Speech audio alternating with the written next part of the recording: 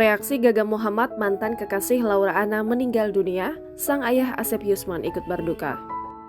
Gaga Muhammad lewat keluarga menerima kabar meninggalnya Laura Anna pada Rabu kemarin. Diketahui Gaga Muhammad kini tengah dipenjara lantaran menjadi tersangka kecelakaan Laura Anna. Bak ingin menyampaikan duka, sang ayah Asep Yusman mewakili Gaga Muhammad berbelasungkawa atas meninggalnya Laura Anna. Asep Yusman mendoakan Laura Anna bisa ditempatkan di surganya. Tak berhenti di situ, Asep turut mendoakan keluarga Laura. Ia berharap keluarga Laura diberi ketabahan.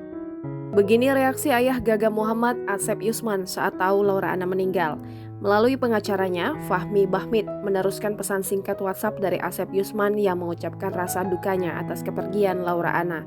Dia berharap keluarga yang ditinggal diberi ketabahan. Jangan lupa subscribe, share, komen, dan like ya!